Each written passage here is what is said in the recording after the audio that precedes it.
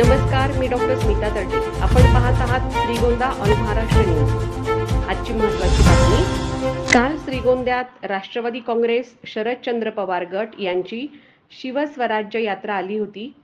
यावेळी लोकप्रिय खासदार डॉक्टर निलेशजी लंके, प्रदेशाध्यक्ष श्री जयंतजी पाटील, खासदार डॉक्टर अमोल कोल्हे आणि इतर नेते उपस्थित होते. यावेळी बोलताना श्रीगोंद्याचे माजी आमदार राहुल जगताप म्हणाले की माझ्यावर कितीही संकट आले तरी मी मागे हटणार नाही.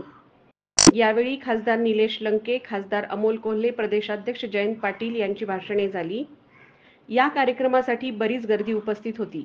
आमच्यावर कसला जरी प्रसंग आला, आमच्यावर बुलडोजर जरी फिरवला तरी आम्ही मागे हटणाऱ्यातले नाहीत. कारण आमच्या अंगामध्ये आदरणीय तात्यांचं, आदरणीय बापूंच्या विचाराचं, संस्काराचं रक्त आमच्या अंगात भिनतंय. आम्ही वेळेप्रसंगी किती जरी मोडायचा प्रयत्न केला तरी मोडून निघणाऱ्यातले नाही. कारण ही सर्वसामान्य जनता माझ्यासारख्या कार्यकर्त्याच्या पाठीशी खंबीर उभी. साहेब 6 वाजल्यापासून आमची सर्व बांधव या ठिकाणी उपस्थित आहेत. आपल्या विचार ऐकण्यासाठी साहेब हे सगळे उपस्थित आहेत.